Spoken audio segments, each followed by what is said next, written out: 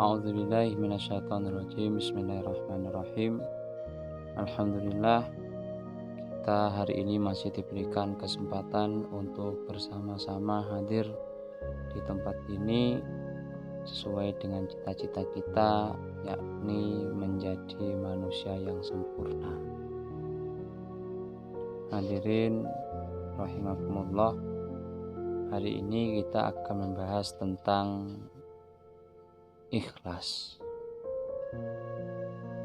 Mengapa ikhlas? Karena ikhlas ini merupakan sesuatu yang sering kita dengar, yang sering kita diingatkan oleh orang lain, bahkan kita pun sering mengingatkan orang lain. Ikhlas ini mudah diucapkan, akan tetapi sulit untuk diamalkan, dilakukan. Di sebuah kitab yang dikarang oleh Abu Lais As-Samarqandi yang berjudul Tanbihul Ghafilin ini, bab yang menjadi materi pertama adalah tentang ikhlas. Karena ikhlas ini hubungannya adalah ibadah hati, beda dengan ibadah fisik, zahir yang nampak. Contoh sholat, puasa, haji. Kita bisa menilai orang lain, anak kita, saudara kita, sudah melakukan sholat, sudah melakukan puasa. Mudah kita untuk menilainya, akan tetapi ketika sudah masuk di ranah ibadah hati seperti ikhlas ini, siapa yang bisa menilai selain Allah Subhanahu wa Ta'ala? Nah, itulah alasan kita mengapa melakukan kajian pertama tentang ikhlas. Di dalam kitabnya Abu Lais ini disampaikan hadis Rasulullah SAW. Akhwafu ma akhafu alaikum syirkul asghar, kata Rasulullah SAW. Saya takut, yang saya khawatirkan kepada kalian semua adalah syirkul asghar, syirik kecil. Lantas sahabat bertanya, qalu ya Rasulullah, wa ma syirkul asghar? Apa itu syirik kecil ya Rasulullah? Dijawab oleh Rasulullah SAW, qala ar-riya,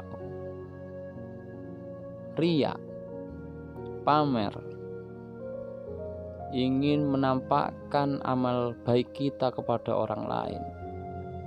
Nah, ini yang termasuk dalam syirik asghar. Semoga kita semua diberikan keselamatan untuk ini, dan juga semoga kita diberikan kekuatan untuk melawan keinginan untuk riya ini. Karena sesuai dengan sabda Rasulullah tadi itu, bahwasanya Rasulullah itu memang sudah memprediksi bahwasanya nanti umat-umatnya itu mudah sekali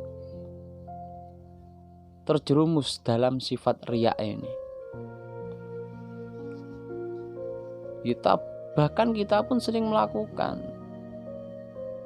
Contoh ketika kita mau ke masjid, ketika sholat Jumat, ada kotak amal keliling.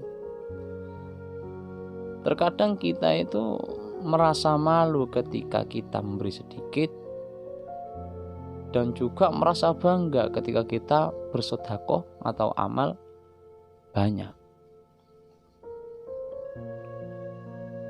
Seakan-akan kita ketika amal banyak merasa diri kita yang paling hebat, ingin ditunjukkan dan dinilai oleh orang lain, dipuji oleh orang lain. Ini sangat menakutkan, mengkhawatirkan. Kenapa perbuatan riya ini masuk dalam syirik kecil, sedangkan syirik adalah perbuatan dosa yang tidak diampuni oleh Allah Subhanahu wa Ta'ala. Na'udzubillah.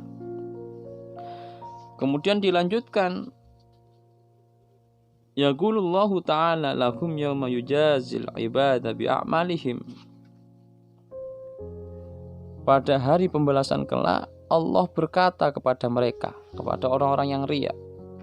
Apa kata Allah? Idhabu ilal ladina kuntum tura'una lahum fid dunya fangduru hal tajiduna indahum khaira. Pergilah kamu kepada orang-orang yang dahulu kamu beramal karena mereka. Ya. Allah memerintahkan agar orang-orang yang riya tadi itu pergi kepada orang-orang yang dia ingin menunjukkan amal perbuatannya tersebut. Sholat karena ingin dipuji, amal karena ingin dipuji, zakat ingin dipuji agar terlihat dermawan. Kata Allah, pergilah kamu kepada orang-orang yang sampean pengen dipuji oleh orang itu tadi. Ya, pergilah sampai ke sana itu. Lihatlah di sana kalau kamu mendapatkan kebaikan dari mereka. Apakah mereka bisa nolong kamu ketika di akhirat nanti? Ndang budalo sampean. Rono wis dari bahasa Jawanya. Rono. Pergilah sampean kepada orang-orang yang sampean pengen dipuji oleh orang tersebut ketika di dunia. Maka lihatlah apakah dia bisa memberikan kebaikan kepada kamu? Apakah dia bisa menolong kamu? Apakah dia bisa membantu kamu untuk keluar dari api neraka? Jadi sangatlah berbahaya. Semoga kita semua bisa mengatasi hal ini. Semoga kita bisa mengatasi penyakit ini. Andai kata penyakit ini pun masih bersemayam di hati kita, semoga kita diberikan taufik hidayah Allah untuk bisa melawannya. Karena ini sudah masuk waktu Isya, kita lanjutkan kajian ini besok malam. Allah a'lam bishawab. Al-Fatihah.